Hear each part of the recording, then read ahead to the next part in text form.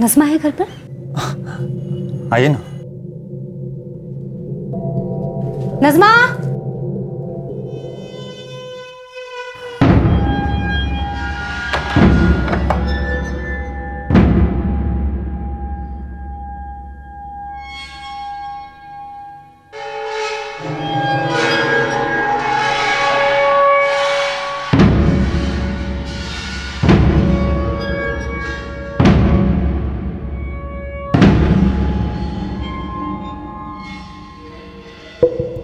नज़मा!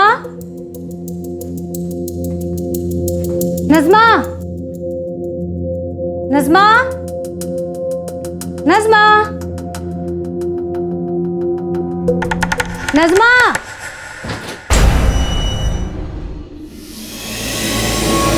दरवाजा क्यों बंद किया? नज़मा कहाँ है? नज़मा बाहर गई है। दरवाजा खोलो। कपड़े खोलो। क्या बकवास कर रहे हो? हाँ?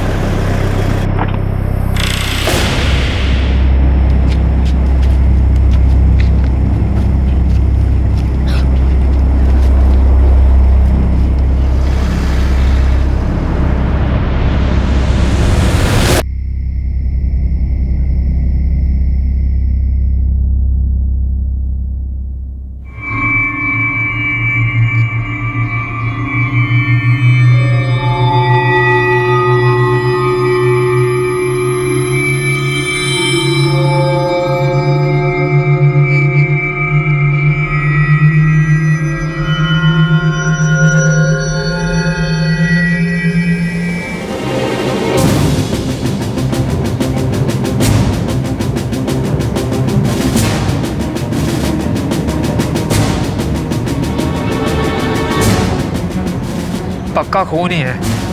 पुलिस?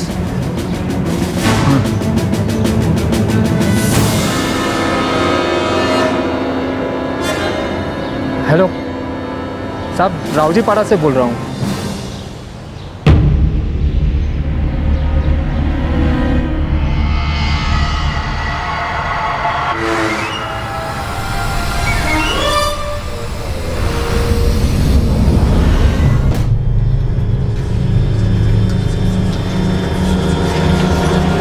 कोई पहचानता है इसे? देखा होगा कभी आसपास? देखिए ठीक तरह से। साहब ये कचरा डालने आया था, तब इसने पहले देखा, फिर मुझे बुलाया और मैंने सीधा आपको फोन लगाया। सर, बॉडी पर कोई आइडेंटिफिकेशन नहीं है। बॉडी को पोस्टमार्टम के लिए भेज दो।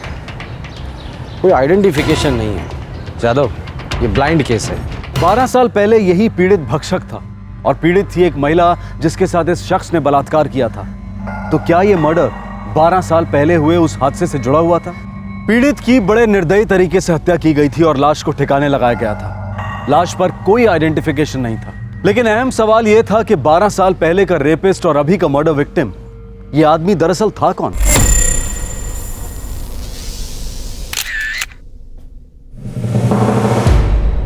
तीस से 35 के बीच की उम्र है। खतना हुआ है तो मुस्लिम हो सकता है। डेथ लगभग 12 से 14 घंटे के बीच में हुई है। मतलब कल रात 27 फरवरी को पहले मर्डर हुआ, फिर बॉडी को बोरी में भरकर कचरे के डिब्बे में फेंक दिया।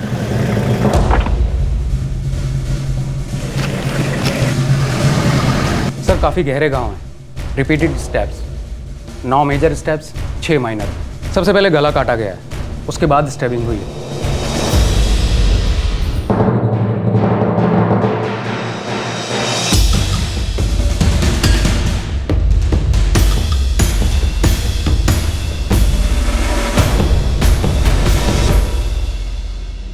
सर विक्टिम का फोटो सारे पुलिस स्टेशन में सर्कुलेट कर दिया है। लेकिन अभी तक किसी भी मिसिंग पर्सन के साथ में मैच नहीं। कत्ल को लगभग 40 घंटे हो गए, लेकिन अभी तक किसी भी पुलिस स्टेशन से कोई खबर नहीं आई। शायद ये आदमी मुंबई के बाहर का हो, या फिर मुंबई का ही होगा और बिल्कुल अकेला होगा। जादव इतनी ब्रूटल किलिंग, फिर बॉडी को बोरी में भरना, बांधना, फिर उसे ठिकाने लगाना एक आदमी का काम नहीं हो सकता। लेकिन सबसे पहले हमें पता लगाना है ये आदमी था कौन।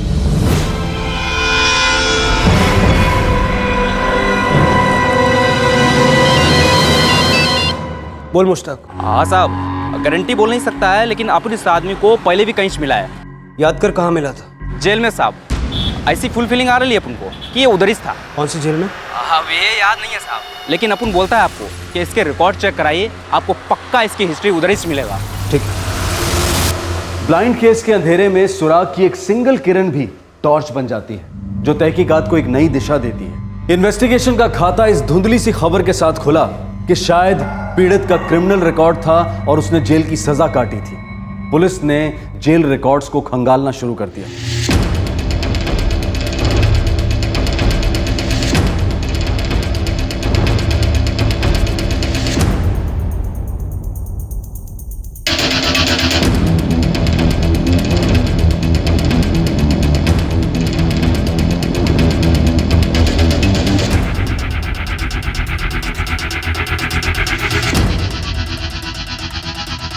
जेल में था तो क्रिमिनल हिस्ट्री तो होनी ही है। सर एक फोटोग्राफ, वो भी लाश का। पिछले 10 साल के क्राइम रिकॉर्ड्स हजारों होंगे, शायद लाखों होंगे। शुक्र करो जादव कि हम लोग कंप्यूटराइज जिंदगी जी रहे, वरना एक फोटोग्राफ को लाखों हिस्ट्री शीटर्स के फाइल के साथ मैच करना अपने आप में एक हिस्ट्री बन जाती।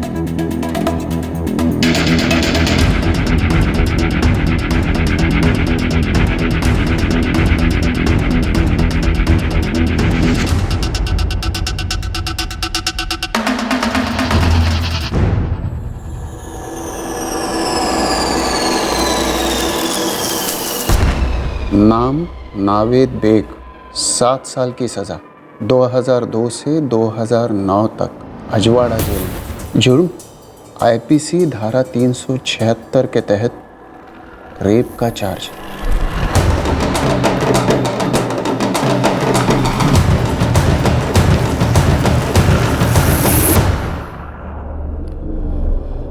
रेप केस में 7 साल सजा काटी और जेल से छूटने के 5 साल बाद इसका मर्डर होता है। रेप केस में इसको गोविंदा का पुलिस स्टेशन ने अरेस्ट किया था सर। रिकॉर्ड्स निकालो।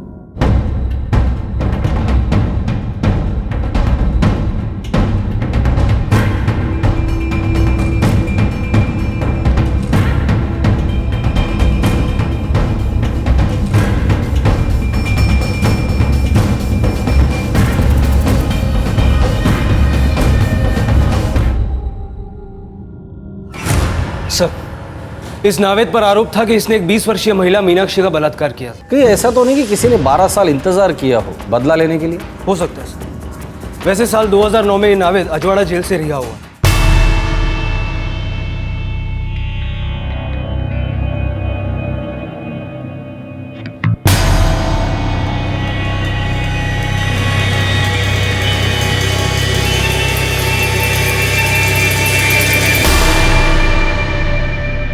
पीड़ित महिला का नाम है मीनाक्षी शिर्के, उम्र 20 साल, नावेद के मोहल्ले में रहती थी। कौन सा मोहल्ला? शिवबरन चौल, गोविंद नाका। सर ये नावेद शादीशुदा था, पत्नी का नाम है नजमा बेग। नावेद की बीवी नजमा शायद अब भी वही रहती हो। सर नावेद के माँ बाप यूपी में रहते हैं, उनका एड्रेस भी है इसमें। पहले यहाँ का पता चेक कर दे, नावेद की बीवी नजमा यहाँ रहती है या नहीं। हम सब ने सुना है कि जोत से जोत जलती है, लेकिन जुर्म की अंधेरी दुनिया में अतीत से वर्तमान रोशन होता है। लेकिन क्या मीनाक्षी के रेप का नावेद के मर्डर के साथ कोई रिश्ता था, या फिर इस कत्ल की कहानी कुछ और ही थी?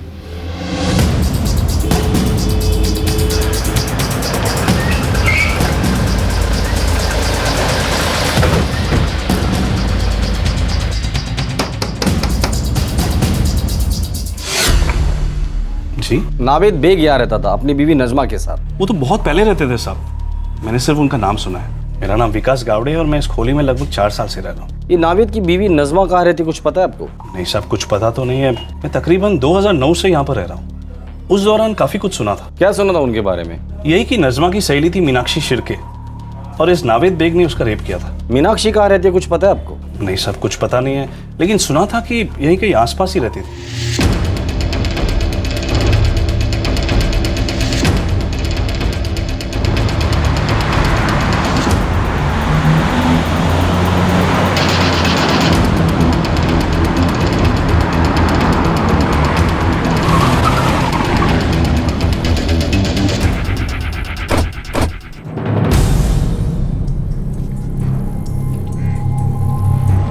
नावेद बेग का घर यही है? जी नहीं, ये उसके अब्बू रहमत बेग का घर है। नावेद को देखे तो सालों बीत गए हैं। रहमत बेग कहाँ है सर? खेत गए हैं। सब खैरियत तो है? नावेद की कोई खबर? मुंबई पुलिस को नावेद की लाश मिली।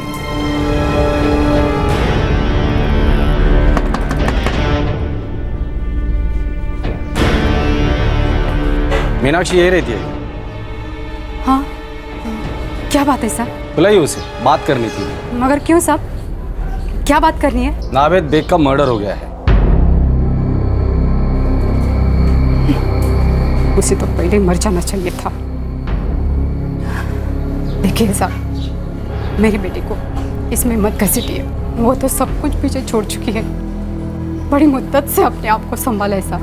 देखिए, हम लोग उसे परेशान करना नहीं चाहते, सिर्फ 2-4 सवाल पूछेंगे। पर सब कुछ कोर्ट में हो चुका है ना, आप कैसे सवाल? नावेद की बीवी, उसकी सहेली, वो कहाँ है?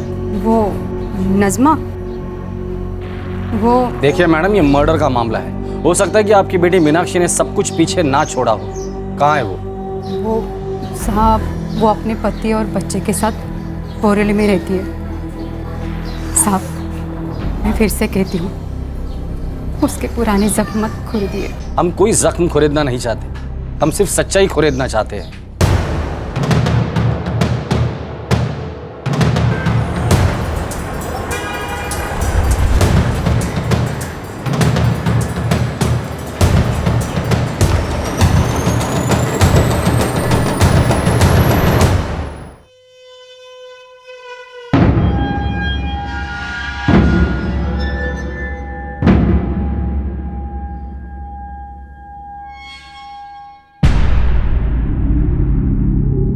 मुझे नावेद बेग की मौत की खबर सुनकर कुछ हो नहीं रहा है साहब।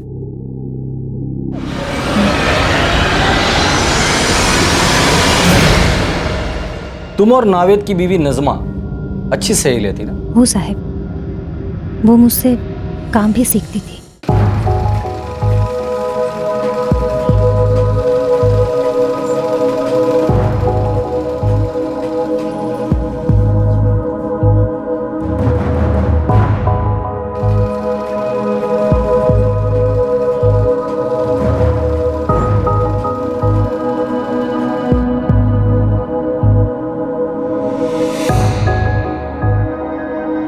मेरी इतनी अच्छी सहेली का पति इतना गिरा हुआ निकलेगा, मैंने कभी नहीं सोचा था साहब। मैं हमेशा की तरह नज़मा से मिलने उसके घर गई थी। मुझे नावेद के बुरी इरादों के बारे में भनक भी नहीं थी साहब। उसने मुझसे झूठ बोला कि नज़मा घर पर है और मुझे धोखे से अंदर बुला लिया। नज़मा है घर पर? आइए ना।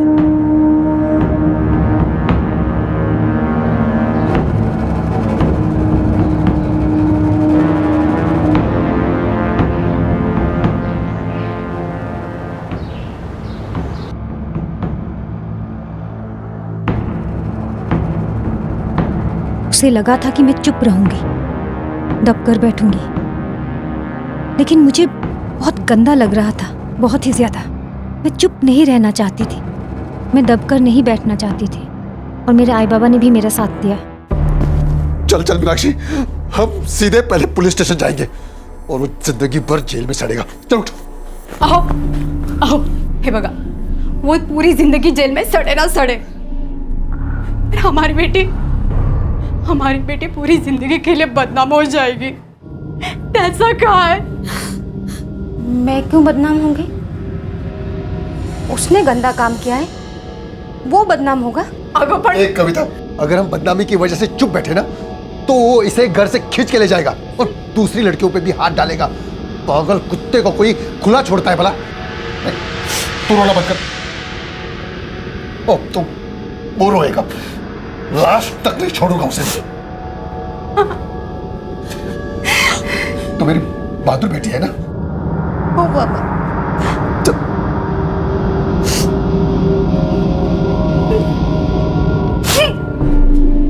साहब, ये तो बताइए मेरे शौहर ने किया क्या है?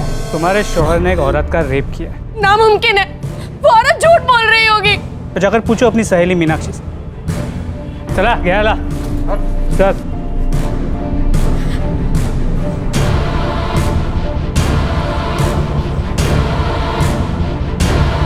मीनाक्षी, क्यों फंसा है मेरे शौहर को? क्यों? बोलो।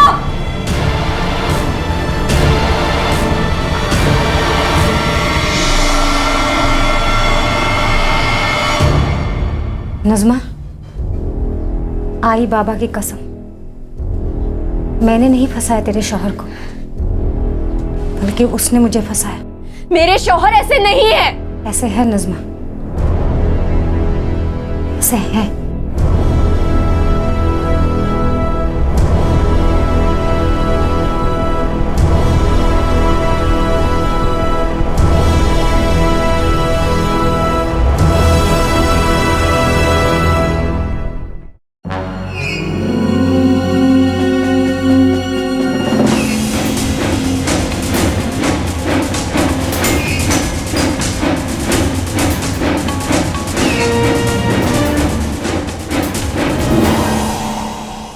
तुम सच कह रहे हो ना नाविद? तुम्हारी कसम नज़मा, पता नहीं क्या दुश्मनी निकाल रही है तुम्हारी दोस्तों मीनाक्षी। बर्बाद करके रख दिया। किसने किसे बर्बाद किया? उसने मुझे, हम दोनों को नज़मा। नहीं, बर्बाद तुमने किया, उसे भी और मुझे भी। हम दोनों की जिंदगियां बर्बाद कर दी तुमने। उसके साथ जबरदस्ती की और अभी मुझसे झूठ बोल रहे हो तुम नाविद। नहीं नज़मा, मैं मानता हूं मैं थोड़ा भटक गया था, लेकिन शुरुआत उसने की। वो मौका देखकर आई घर पर जब तुम नहीं थी, और सारी बेशर्मियां उसी ने शुरू की मेरे साथ। मीनाक्षी की डॉक्टरी जांच हुई है, पुलिस ने मुझे सारे कागज दिखाए हैं। तुमने उसके साथ जबरदस्ती की है, खराब कर दिया तुमने उसे। अरे तुम जानवर हो। घिन आ रही है मुझे तुमसे, और अपने आप को तुम्हारी बेगम कहते हुए शर्म महसूस हो रही है।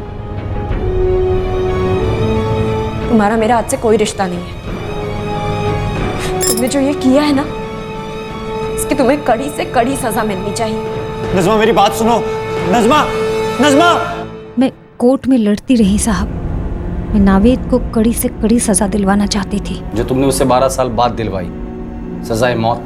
जब मेरे साथ रेप हुआ था ना साहब, ना ही मैंने मेरे आई बाबा से छुपाया, ना मोहल्ले वालों से, ना ही किसी और से। मैं लड़ती रही। मैं चाहती थी कि नावेद को सजा हो, और उसे सजा मिली। जब मेरी शादी हुई तब मैंने मेरे पति को भी सब कुछ बता दिया, और अगर मैं नावेद को मरवाती तो वो भी राज नहीं रहता साहिब। भगवान की दया से मुझे एक अच्छी जिंदगी मिली है, मैं उसे बर्बाद क्यों करूंगी साहिब? पर किसी और की जिंदगी भी बर्बाद हुई थी। नज़मा कहाँ है वो? वो भी सब कुछ भुलाकर आगे बढ़ चुकी है। तू मुझसे भी गुस्सा है मीनाक्षी? अगर ना बोलूंगी तो झूठ होगा, लेकिन अब नहीं हो। इसमें तेरी कोई गलती नहीं है। मेरी गलती यह है कि मैं नावेद को कभी ठीक से पहचान ही नहीं पाई। बस प्यार हुआ और शादी कर ली। कभी सोचा ही नहीं था कि वो ऐसा निकलेगा। अब आगे का क्या सोचा है? नाविद तो 7 साल के लिए अंदर हो गया, और मेरी जिंदगी से हमेशा के लिए बाहर हो गया। मामू ने कहा है कि मेरा तलाक करवा देंगे, और फिर मैं भी दूसरी शादी कर लूंगी, पर इस बार सोच समझ कर। वो कहते हैं ना कि छाछ भी फूक फूक कर पीनी पड़ेगी। मुझे भी। मैं नज़मा की दूसरी शादी में गई थी साहब। उसका भी एक प्यारा सा बच्चा है। सब कुछ ठीक ठाक चल रहा है साहब उसका। उसे इसमें मत घसीटो साहब, माफ कर दो उसे। मीनाक्षी जी, माफ करना और सजा देना ये कानून का डिपार्टमेंट है। हम तो बस सच के सिपाही है, और सच ढूंढने के लिए अगर गड़े मुर्दे उखाड़ने पड़ते हैं तो हम वो भी करते हैं। देखिए, मामला मर्डर का है, तो नज़मा का एड्रेस और नंबर।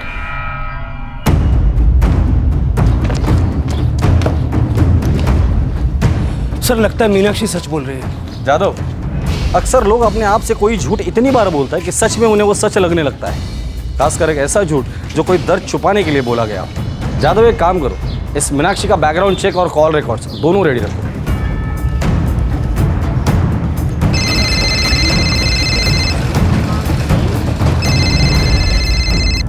हेलो, हाँ जी, मैं नज़मा बोल रही हूँ। आपको रेप के लिए 7 साल की सजा काटने के 5 साल बाद नावेद बेग की भयंकर तरीके से हत्या हुई थी। इन 12 सालों में काफी कुछ बदल गया था, जिसके बारे में पुलिस पता लगा चुकी थी, जैसे कि नजमा और मीनाक्षी की जिंदगी। लेकिन इन 12 सालों में नावेद के साथ क्या हुआ था, इसकी किसी को कोई खबर नहीं थी, यहां तक कि उसके माता पिता को भी नहीं, जिनकी जिंदगी में उनका बेटा नावेद 12 साल बाद दाखिल हुआ था, तब जब बहुत देर हो चुकी थी।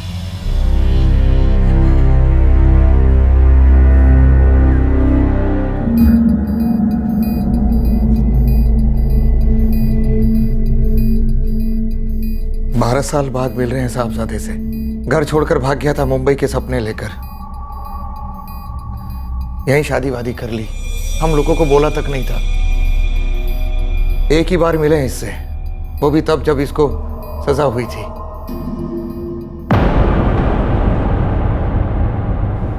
गलती हो गई अब्बू। इसे गलती नहीं कहते नावेद, गुनाह हुआ है, गुनाह।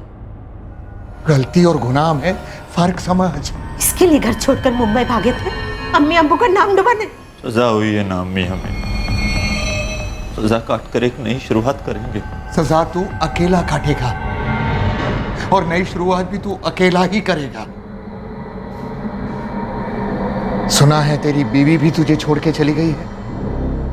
आप लोग तो नहीं छोड़कर जाओगे ना मुझे। जब तूने इंसानियत को छोड़ दिया तो फिर इंसानों से क्यों उम्मीद रखता है नावेद? नावेद, हम ये तो नहीं सोचते कि तू हमारे लिए मर गया, पर इतना जरूर याद रखेंगे कि तूने जीते जी हमें मार दिया। रिया होने के बाद एक आध बार इसका फोन आया था, वो भी ईद के वक्त। बड़ी मुश्किल से 1 आध मिनट बात हुई होगी बस। इसका फोन नंबर है? रखा ही नहीं। जब इससे कोई रिश्ता रखना ही नहीं था तो फोन नंबर लेके क्या करते? सर, मुझे नहीं पता कि नावेद रिहाई के बाद कहाँ गया, क्या काम करता था।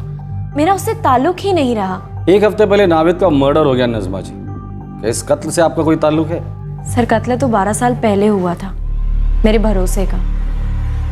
साहब, एक गरीब और यतीम लड़की थी मैं, अपने मामू की मेहरबानी पर पल रही थी। एक दुकान में झाड़ू पोछा करती थी जब नावेद से मिली थी। कहाँ काम करता था नावेद? साहब, एक किराने की दुकान पर पैकिंग का काम करता था।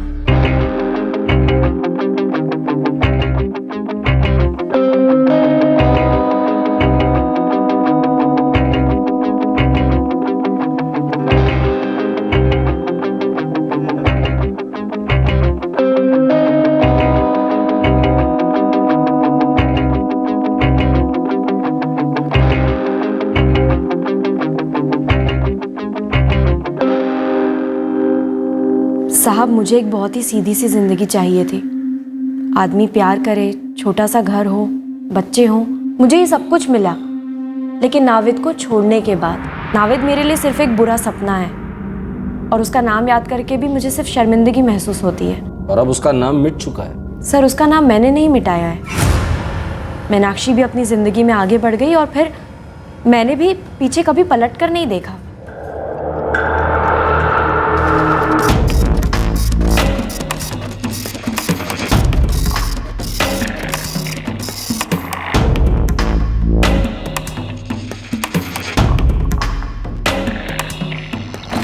सर, मीनाक्षी और नजमा दोनों के फोन रिकॉर्ड स्कैन किए, ऐसा कुछ नजर नहीं आया जो हमारे काम का हो। जादव, पहले मुझे लगा था इन दोनों में से किसी एक ने या शायद इन दोनों ने मिलकर नावेद को मारा है, और इन दोनों की जिंदगी सेट है, वो उसे डिस्टर्ब नहीं करेगी। सर, शायद नहीं करेगी, लेकिन ये भी तो हो सकता है कि नावेद ने जेल से निकलकर इनकी जिंदगी डिस्टर्ब की हो। ब्लैकमेल, धमकी, कुछ भी हो सकता है। रिहा होने के 5 साल बाद अगर मीनाक्षी और नजमा को नावेद को मारना ही होता तो 5 साल इंतजार क्यों करती? सर, लेकिन ऐसा कौन हो सकता है जिसने क्रिमिनल को इतनी बुरी तरह मारा? बॉडी पर से सारा आइडेंटिफिकेशन हटाकर एक बोरी में डालकर न्यूट्रल जगह पे छोड़ दिया। जादव, हो सकता है जेल से रिहा होने के बाद नावेद ने फिर वही हरकत किसी और महिला के साथ की हो और मारा गया हो सकता है सर। हाँ साहब, एक एड्रेस नोट कीजिए और आ जाइए इधर तुरंत। गर्मी में ठंडक दिलाने वाली खबर है। ये वाकई अच्छी खबर है सर। बस ये अच्छी खबर पक्की खबर होनी चाहिए।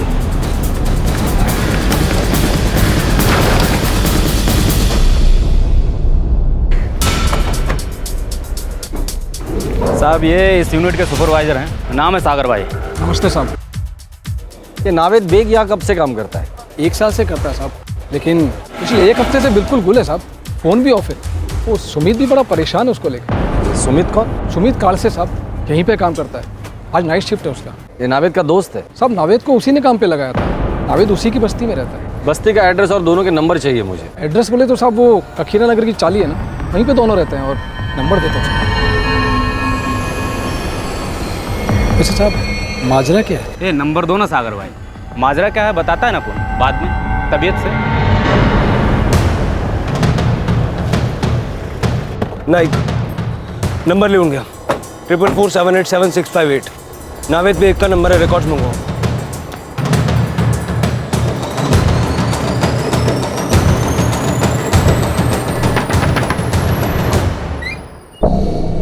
जी हाँ। सुमित की आज नाइट शिफ्ट है, वो सो रहा होगा। हाँ। उठाइए उसे।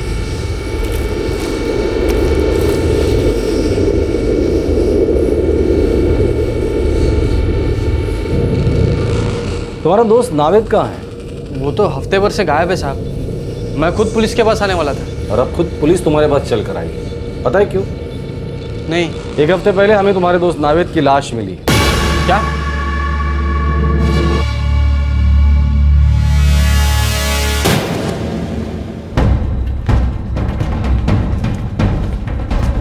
साहब, यहाँ रहता था नावेद, किराए का घर है। चाबी है तेरे पास? मेरे पास कैसे होगी चाबी साहब? तो नावेद के पास होगी, नहीं तो मकान मालिक के पास।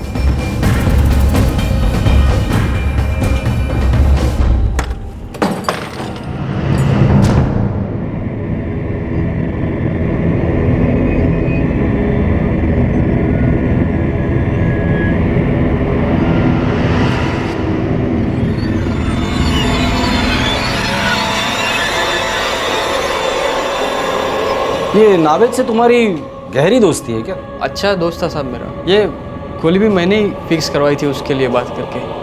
पहले उधर फैक्ट्री में सोता था ना। तुम्हारे घर में तुम और तुम्हारी बीवी रहते हैं ना? नहीं साहब, वो मेरी बीवी नहीं है, मेरी भाभी है, मेघना भाभी, बड़े भाई की पत्नी अजिंक्य कालसे। और भाई क्या करता है? वॉचमैन है साहब। ये नावेद को किसने मारा होगा? कुछ पता नहीं साहब, मेरा तो सुन के ही दिमाग सुन हो गया है। ये उंगली को क्या हो गया? कुछ नहीं साहब, वो फैक्ट्री में लग गया। ये नावेद को कब से जानते हो और कैसे जानते हो? पिछले 1 साल से जानता हूँ साहब। वो दारू के अड्डे पे दोस्ती हुई थी, उसको काम चाहिए था और मैंने हमारे साहब से बात करवा के उसको काम पे लगाया। अच्छा, उसने तुम्हें कभी बताया था कि पहले वो क्या करता था, कहाँ से आया था? नहीं साहब, वो पहले का कुछ बात नहीं करता था। हाँ, एक बार उसने बोला था कि शादी हुई थी करके और बीवी छोड़ के भाग गई। ठीक है, जरूरत पड़ी तो दोबारा फोन करूंगा। साहब, मेरा नंबर है ना।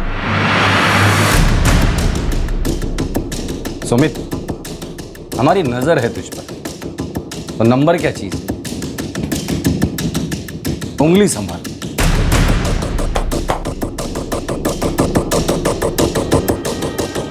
नावेद के मकान मालिक का नंबर निकालो और उससे बात करो। सर।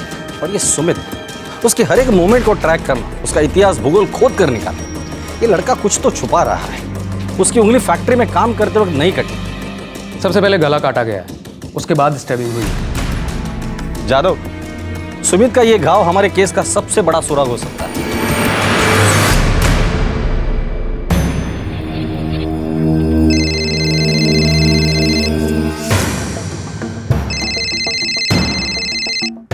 हाँ बोल सुमित। दादा, वो पुलिस वाले आए थे नावेद के बारे में पूछने। क्या बोला तूने? मैंने उनको उसका घर दिखा दिया। ठीक है, मैं संभाल लूंगा, तू फिक्र मत कर। रखता हूँ। दादा। हाँ क्या? वो लोग उंगली पर पट्टी के बारे में पूछ रहे थे। तो क्या बोला तूने? मैंने उनको बता दिया, काम करते लग गया।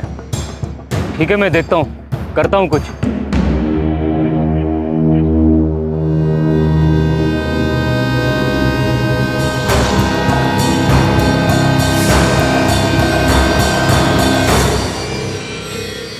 मुझे नहीं मालूम। मुझे नहीं मालूम का क्या मतलब है? पुलिस वालों ने खुद कहा था कि नावेद का मर्डर 1 हफ्ते पहले हुआ था और उसी वक्त तुम्हारे भैया ने मुझे मायके भेज दिया, कोल्हापुर। अरे भाभी, आपके मायके जाने का और नावेद के मर्डर का क्या लेना देना? नहीं है सुमित, सच में नहीं है। नहीं, मेरी तरफ देखो, आंखें मिला के बोलो कि कोई लेना देना नहीं है।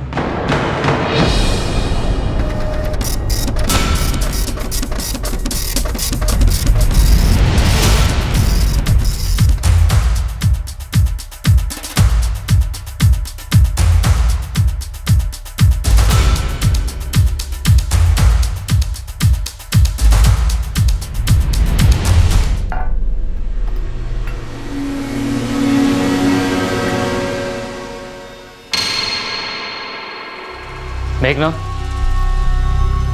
तू खाना खा के सो जा, हम लोग बाहर खाने वाले। लेकिन तुम लोग जा कहाँ रहे हो और हो क्या रहा है, मुझे बता क्यों नहीं रहे हो? सब बताऊंगा, लेकिन अभी नहीं।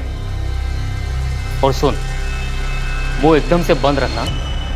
कोई भी कुछ भी पूछे, तुझे सिर्फ इतना ही कहना है कि मुझे मालूम नहीं, समझी?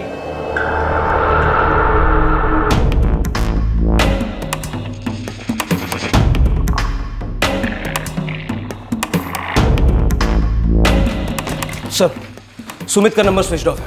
उसके बड़े भाई अजिंक्य का फोन भी ऑफ आ रहा है। कॉल रिकॉर्ड्स क्या कहते हैं? मर्डर के दिन 27 फरवरी को सुमित ने एक नंबर पर हद से ज्यादा बार बात की। किसका नंबर है? कोई सुरेश गुप्ता करके है, छोटा मोटा एस्टेट एजेंट है। जी जी, सुमित खास है अपना। 27 फरवरी को सुमित ने तुमको 8 बार फोन किया था। अच्छा, ध्यान नहीं दिया मैंने साहब। सुमित को मेरी कार चाहिए थी। किस लिए चाहिए थी? वो फैमिली को कहीं घुमाने ले जाने की बात कर रहा था। सर, सुमित की फैमिली मतलब उसका बड़ा भाई अजिंक्य और उसकी भाभी मेघना। गाड़ी किसी और काम के लिए भी तो इस्तेमाल हो सकती है। जादव, इस सुमित और उसके भाई अजिंक्य से लंबी बात करनी होगी।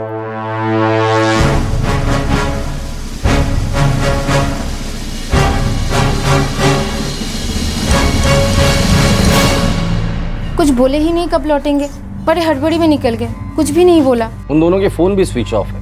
कहाँ गए ये दोनों? नहीं मालूम साहब। क्या नावेद बेग के मर्डर में तुम्हारा पति और देवर शामिल है? नहीं साहब, वो लोग खूनी नहीं है। सुरेश गुप्ता को जानती हो? हाँ साहब, नाम सुना है। शायद इन दोनों के दोस्त है, लेकिन मैं मिली नहीं हूँ इनसे कभी। 27 फरवरी के रात को तुम्हारे देवर ने उससे गाड़ी मांगी थी, ये कहकर कि तुम तीनों घूमने जा रहे हो। 27 फरवरी की रात को? नहीं साहब, उस रात तो हम कहीं घूमने नहीं गए थे। 27 की सुबह सुबह उन्होंने मुझे कोल्हापुर के लिए रवाना किया था। पूरे 1 हफ्ते बाद परसों ही मैं मायके से लौटी हूँ। सुरेश गुप्ता से कहना कि अपनी गाड़ी लेकर पुलिस स्टेशन आ जाए, तलाशी लो गाड़ी की। पता चल जाएगा ये सुमित और उसका भाई अजिंक्य कौन सी फैमिली को कहाँ घुमाने लेकर गए थे। सर,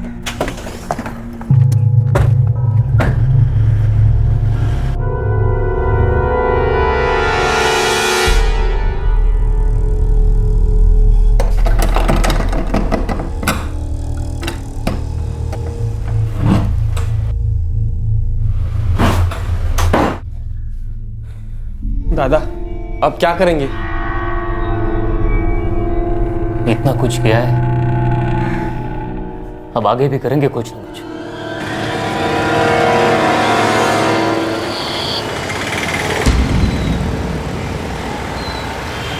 कितने दिन बाद मीनाक्षी? हाँ रे,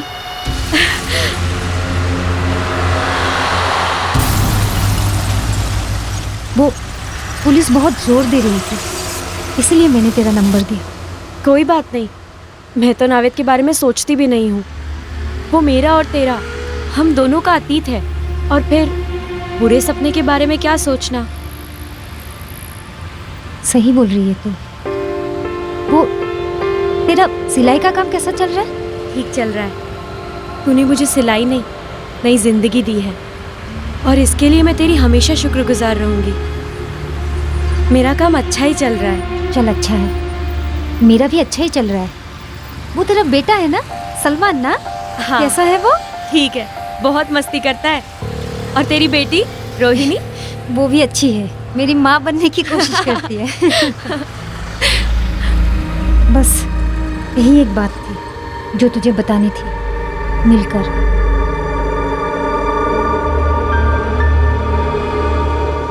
ठीक है, फिर मैं चलती हूँ। अपना ख्याल रखना। तू भी।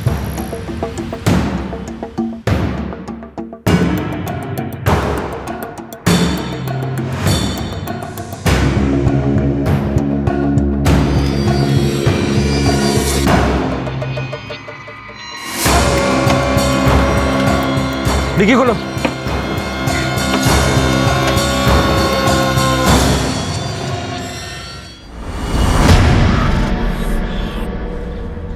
सर, खून के निशान हैं।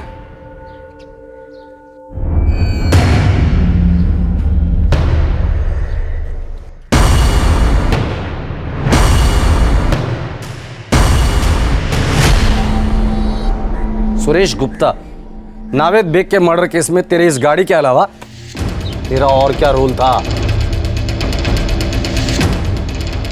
सर, इंस्पेक्टर साहब, आप इसके बारे में क्या बोल? तेरे कार के डिक्की में जो खून के धब्बे मिले ना, वो काफी कुछ बोल चुके। अब तो सिर्फ इतना बोल दे, सुमित काल से, उसका भाई अजिंक्य काल से और तूने मिलकर नावेद बेग को क्यों मारा? सर, सुमित मेरा दोस्त है। दोस्ती खातिर में उसने मुझसे गाड़ी मांगी और मैंने उसको दे दी सर। अगले दिन उसने लौटा भी दी सर। सर, कई सालों से मैंने डिक्की खोल कर भी नहीं देखी। ये नावेद बेग कौन है, इसके बारे में मैं नहीं जानता। मुझे सच में और कुछ भी नहीं पता है। मेरे देवर और पति दोनों के फोन बंद है और उन्होंने किसी के हाथों संदेशा भी नहीं भेजा है। आई शपथ।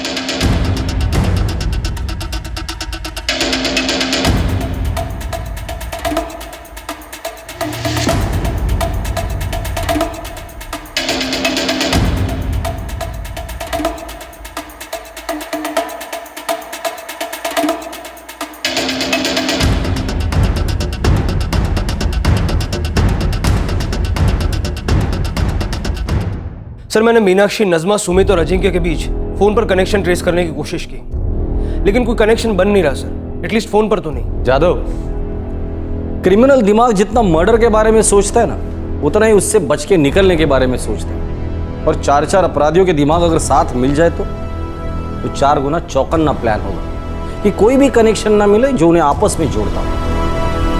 मैं किसी सुमित काल से या अजिंक्य काल से को नहीं जानती साहब। नज़मा जानती है? मुझे कैसे पता होगा साहिब? मुझे बस इतना ही पता है कि आप अपना और मेरा टाइम खराब कर रहे हो। साहब, आप मेरा वक्त बर्बाद कर रहे हैं। मेरा काम रुका हुआ है, अपने बच्चे को भी पड़ोस में रख कर आ रही हूँ। मैं इस सब के बारे में कुछ नहीं जानती हूँ। आप वही सवाल बार बार कर रहे हैं। ठीक है, इस बार नया सवाल पूछता हूँ। सुमित कालसे और अजिंक्य कालसे को कैसे जानती हो? अब ये लोग कौन है? सर, सुमित और अजिंक्य के घर पर हमने नॉनस्टॉप नजर रखी हुई है। अब तक दोनों लौटे नहीं हैं। जा जाकर कहाँ गए होंगे ये दोनों? सर, अजिंक्य की पत्नी मेघना, उसका मायका कोल्हापुर में है। हमने कोल्हापुर पुलिस को भी अलर्ट किया है। मुंबई में कोई दोस्त या रिश्तेदार? पता किया सर, इनका आगे पीछे कोई नहीं है। फिर भी मुंबई शहर में लुकआउट नोटिस डाला है। जितने भी खबरें हैं सारे काम पर है। पता नहीं कहाँ भाग गए दोनों, और पता नहीं कब तक भागेंगे ये दोनों। ये दोनों करोड़पति भी नहीं है, लखपति भी नहीं है। खाने पीने के लाले पड़ जाएंगे। आखिरकार जब सुमित और अजिंक्य को पुलिस पकड़ पाई, तब इस केस की सारी गुत्थियां, सारा गणित स्पष्ट हो गया। हाँ साहब, इधर कांदिवली वेस्ट में एक लॉज है। आपके दोनों कबूतर पिछले 3 दिनों से यहीं पर गुटरगू कर रहे हैं। नजर मत हटाना, हम पहुंच गए। मिल गए सर।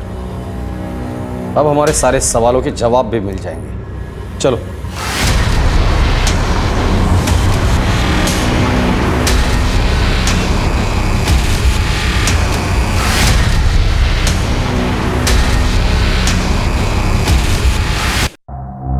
लॉज का भाड़ा कभी दोगे भाई? हाँ हाँ, दे देंगे भाई, आज ही दे देंगे। दे देना आज। हाँ, तो रूम का भाड़ा मांग रहे हैं। तेरे पास कुछ भी नहीं है क्या? दादा, अगर मेरे पास होते तो अच्छा नाश्ता नहीं किया होता। दादा, मैं कहता हूँ खिड़की से उतरकर भाग चलते। पुलिस पागलों की तरह ढूंढ रही है हमें। यही रहते हैं, यहाँ कोई नहीं पहुंच सकता।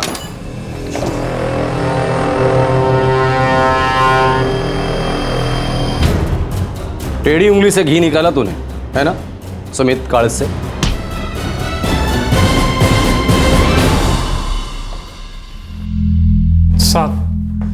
हमने कुछ नहीं किया साहब। नावेद तो मेरा खास दोस्त था साहब। जादव, एक बात समझ में नहीं आई, हर क्रिमिनल अपने गाने की शुरुआत इसी बेसुरे आलाप से क्यों करता है कि मैंने कुछ नहीं किया। फिर ऑर्केस्ट्रा कंडक्टर की तरह हमें हाथ में लकड़ी लेनी पड़ती है और फिर हम करते हैं सही ट्यूनिंग ऐसे। सुमित महाराज, आपके तानपुरे की एक तार वैसे भी टूटी हुई है, अगर हम रिपेयर करने जाएंगे ना तो पूरा तानपुरा खोलना पड़ेगा। साहब रुकिए, नावेद को हमने ही मारा। ये हुई ना बात। चलो गाओ, शुरू करो जुगलबंदी, लेकिन याद रखना एक भी सुर गलत लगा ना तो सही ट्यूनिंग हम करेंगे। गाओ। हम लोगों से वर्तमान में मिलते हैं, वर्तमान में दोस्तियां बनती हैं और वर्तमान में किए गए उनके बर्ताव के आधार पर हम लोगों के बारे में अपनी राय बनाते हैं। और फिर अचानक अतीत का साया अपना फन उठाता है। उस शख्स को हम एक अलग सूरत में देखते हैं और ये सूरत हमारे अंदर एक डर को आग देती है। एक सवाल चील की तरह मंडराने लगता है कि क्या ये शख्स अपने अतीत की हरकत को दोहराएगा? क्या इस बार पीड़ित हम या हमारे चहीते होंगे? साहब मैंने आपको बताया था साहब, मेरी नावेद से दारू के अड्डे पर दोस्ती हुई थी। मैंने उसको मेरे साथ अपनी फैक्ट्री में काम पर भी लगवाया था। उसके पास सोने के लिए भी जगह नहीं थी साहब। चल भाई, अब मस्त घर जाऊंगा, नहाऊंगा धोऊंगा, 2 घूंट मारूंगा और सो जाऊंगा। तेरा सही है यार, किस्मत वाला है, घर वर है, फैमिली है। मैं तो यहीं सो जाऊंगा यार। क्या बात कर रहा है नावेद, तेरा घर नहीं है? माँ बाप बीवी बच्चे? माँ बाप हैं यार, गाँव में है। एक बीवी थी, छोड़ छाड़ के भाग गई किसी के साथ। बस भाई अपना तो खाना पीना सोना यहीं सड़क पर है। सुमित भाई यार कोई खोली वोली हो तो बताइए। अरे बस क्या यार, जरूर बोलूंगा, तुझे मिल जाएगी खोली। आ जाओ, ये देखो घर।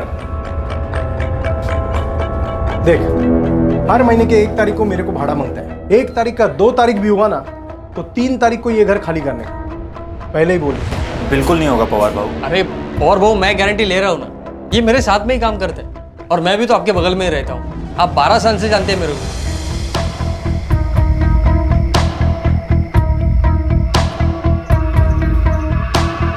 क्या बात है मेघना भाभी जी, आपके हाथों में तो जादू है। सालों में ऐसा खाना नहीं खाया।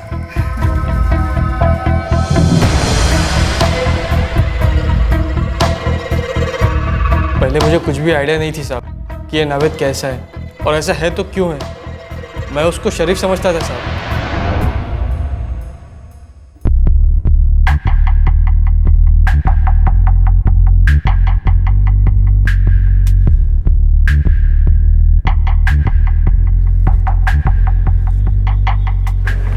ऐसे क्या घूर रहा है बे?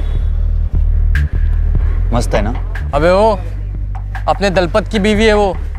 तो क्या हुआ, मेरे लिए तो औरत है बस। तो इसका मतलब ऐसे ही घूरते रहेगा? अबे एड़ा चल, नजर हटा, चल हटा।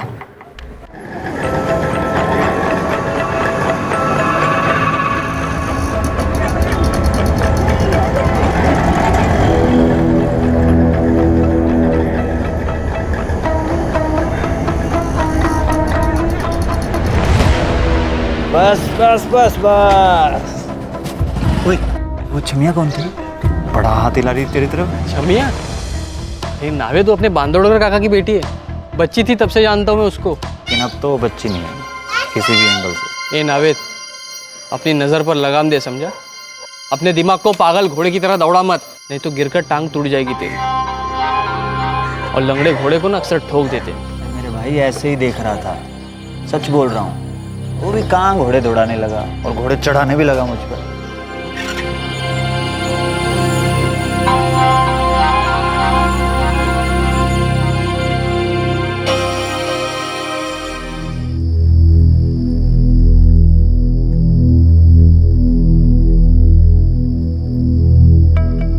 मेघना भाभी जी, आपकी तरकारी इतनी बढ़िया बनी है ना, दिल करता है आपके हाथ ही चूम लूं।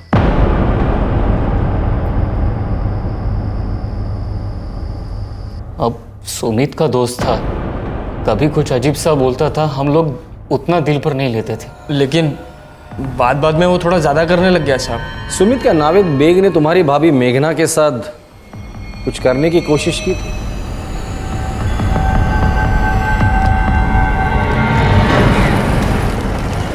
अरे आनंदा, अरे कैसा रे? जकास रे। चल कटिंग मार दे क्या? नहीं, मेरे को कोई काम है, मैं मिलता हूँ तेरे से।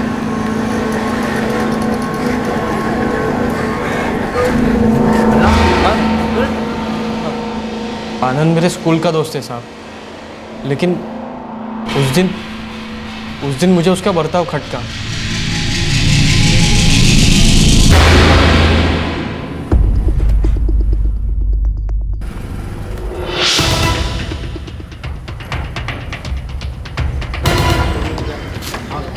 काकू पहचाना क्या? सुमित ना तू? हो काकू, आनंद आहे क्या? हो आहे ना। आनंदा, अरे लफड़ा क्या है? लफड़ा तेरे पीछे बैठा था, नावेद बेग था ना वो। हाँ, लेकिन तू कैसे जानता है नावेद को? मैं पूरी चौल जानती थी रे उसको। 12 साल पर उसने एक कांड किया इधर। कांड? कैसा कांड? एक लड़की का रेप किया वो। क्या बक रहा है तू? और नहीं तो क्या, मेरे को एकदम क्लियर याद है। वो लड़की यहीं रहती थी, मीनाक्षी, वो भी यहीं कहीं रहता था। नावेद की बीवी उसकी फ्रेंड थी। रेप के बाद पूरी चौल इसके पीछे खड़ी थी। 7 साल की सजा हुई उसको, उसकी बीवी ने भी उसे छोड़ दिया। एक नंबर का हलकट आदमी है साला। आनंद के खुलासे ने सुमित को पूरी और बुरी तरह से झकझोर कर रख दिया था। उस पल से सुमित नावेद की हर हरकत को शक की नजर से देखने लगा था। नावेद के साथ बिताया हुआ हर लम्हा उसे घिनौना लगने लगा था। अब सुमित के जहन में एक डर का बीज उगने लगा और बड़ी तेजी से इस बीज की जड़ें मजबूत होने लगी। सुमित अब नावेद के डर के साए में रहने लगा कि कहीं नावेद फिर से अपना पुराना जुर्म ना दोहरा दे। दादा, मुझे इसकी हिस्ट्री मालूम होती तो इसके साथ दोस्ती क्या दुश्मनी भी नहीं करता। देख, मैं तुझे कहने ही वाला था कि मुझे इस नावेद की नजर और जुबान दोनों गड़बड़ लगती है। अब तो सवाल ही पैदा नहीं होता कुछ कहने सुनने का। उसके साथ अपना वास्ता ही खत्म कर दे। सुमित, आज नावेद को नहीं लाया खाने पर? मैं देखती हूँ। तू बैठ। सुमित, तू देख।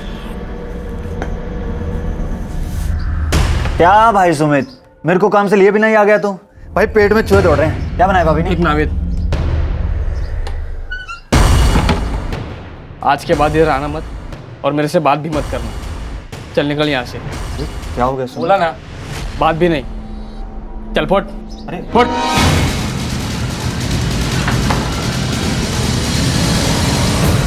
फिर से पूछ रहा हूं सुमित, क्या नावेद बेग ने तुम्हारी भाभी मेघना के साथ कुछ गलत किया था?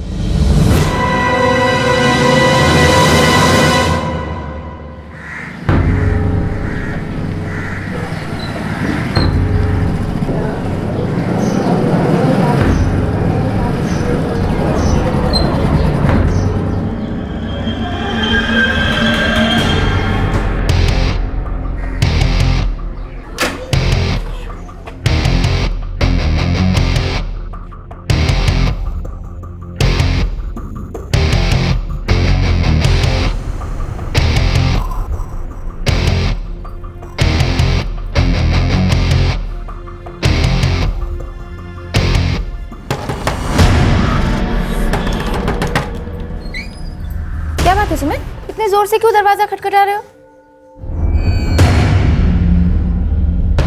अच्छा सुनो, तुम भी चाय पियोगे क्या? मैं भी नावेद के लिए बनाने वाली थी। नहीं, फिर पीऊंगा भाभी जी। अभी निकलता हूँ। क्यों, क्या हुआ? मैं अभी बना दूंगी, 2 मिनट नहीं, लगेंगे। चलता हूँ मेघना। भाभी जी,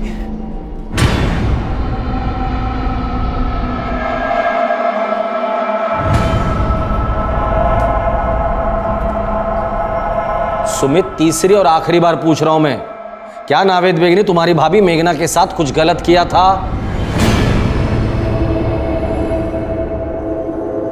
दादा, आज आप भाभी से बात करोगे?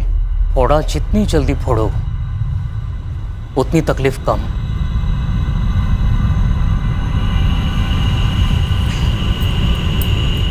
मेघना, कल सुबह तू कोल्हापुर चली जा तेरी आई के घर। अरे ऐसे अचानक? हाँ, वो मुझे एक दूसरी नौकरी लगने वाली है मुंबई के बाहर। सुमित और मैं जाकर देखाने वाले हैं, 2 दिन लगेंगे। हाँ तो आप दोनों चले जाइए ना, वैसे भी 2 दिन के लिए क्या मायके जाना, वो भी इतनी दूर कोल्हापुर। अरे हमारे 2 दिन 4 हो सकते हैं, 4 के 8 भी हो सकते हैं ना। तू सुबह बैग भर और पहली बस पकड़ ले। वैसे बताइए तो सही कि आप लोग जा कहाँ रहे हैं और ये कौन सा नया काम है? अरे मायके जाने का बोला तो जाने का, बस। सुमित तुझे छोड़ देगा बस स्टॉप पे।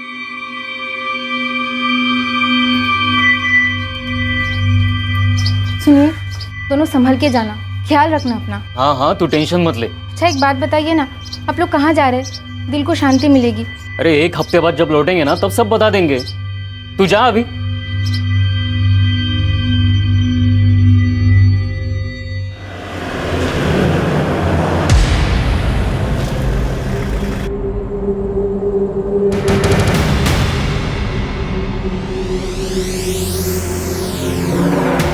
हेलो दादा, मैं गाड़ी लेके आ गया हूँ। बस 2 मिनट में पहुंच रहा हूँ।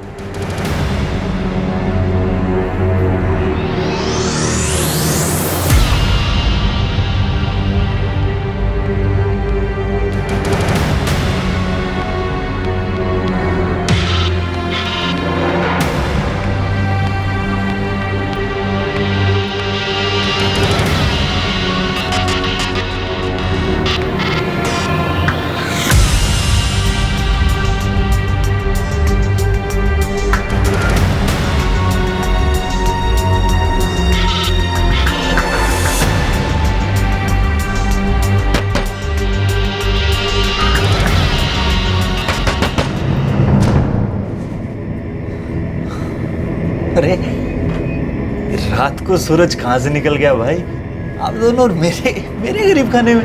आ जाओ भाई साहब, अंदर आ जाओ। आओ हुजूर, आओ, आ जाओ।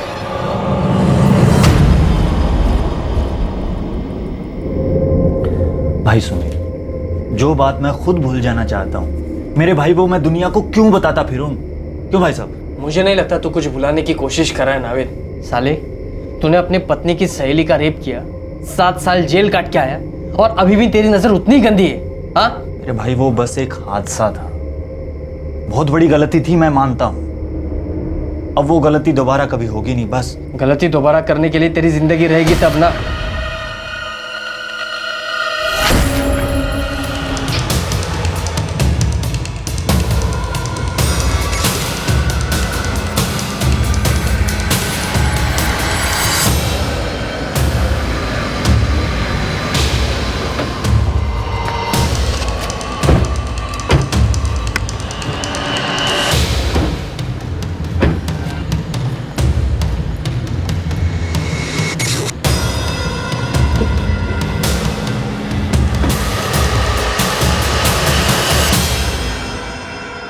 तुमने एक आदमी को इतनी बेरहमी से मार डाला क्योंकि तुम्हें डर था कि वो तुम्हारी भाभी, तुम्हारी बीवी के साथ कुछ करेगा?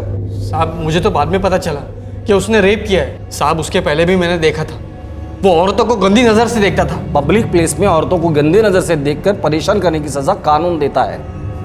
तुमने तो उसे सजाए मौत ही दे दी। तो क्या करते साहब? चुपचाप बैठे रहते कि कब वो आएगा और कब इसकी भाभी के साथ कुछ करने की कोशिश करेगा? बेवकूफ वाली बात मत करो। अगर तुम्हें उसके बर्ताव से कुछ प्रॉब्लम थी तो अपने बीवी को आगाह करते थे। अगर ऐसी वैसी हरकत करता तो पुलिस में रिपोर्ट करते। मारने की क्या जरूरत थी? साहब, जो आदमी अपनी पत्नी की सहेली का अपने ही घर में बलात्कार कर दे, वो दूसरों की पत्नियों और बहनों के साथ कुछ भी कर सकता है साहब। लेकिन उसे मारने का हक किसने दिया तुम्हें?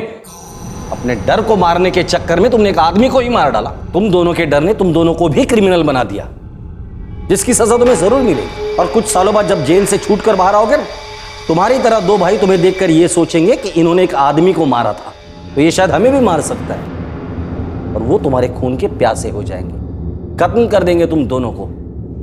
तब कैसे रहेगा?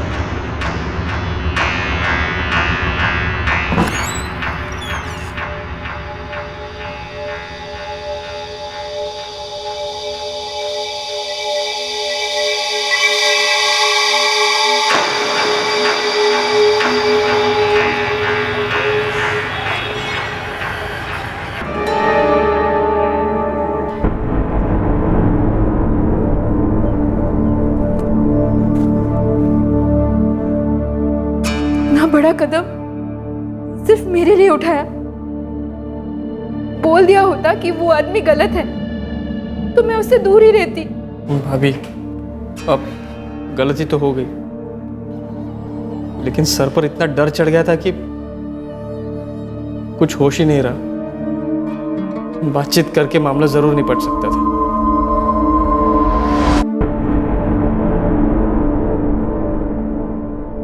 दोनों भाइयों सुमित कालसे और अजिंक्य कालसे को आईपीसी की धारा 302 के तहत हत्या के लिए, धारा 120 बी के तहत क्रिमिनल कॉन्स्पिरेसी के लिए और धारा 201 के तहत डिसअपेरेंस ऑफ एविडेंस के लिए बुक किया गया है। फिलहाल दोनों को जुडिशियल कस्टडी में भेजा गया है। यह सोचकर किसी व्यक्ति की जान लेना कि वो एक बार जुर्म कर चुका है तो वो आगे और भी जुर्म कर सकता है, यह अपने आप में एक विकृत सोच है। जुर्म का जवाब जुर्म कभी नहीं हो सकता। कानून में सिर्फ आत्मरक्षा के दौरान हुई हत्या के लिए माफ किए जाने का प्रावधान है। आपसे फिर मुलाकात होगी क्राइम पेट्रोल सतर्क में। तब तक अपना ख्याल रखें, सुरक्षित रहें और याद रखें, आवेश में आकर कोई कदम उठाने से समस्या और उलझती है, उसका समाधान नहीं मिलता। सही वक्त, सही कदम, सतर्क रहें। जय हिंद। इस तरह के और भी एपिसोड देखने के लिए हमारे चैनल को सब्सक्राइब करें और बेल आइकन दबाना ना भूलें।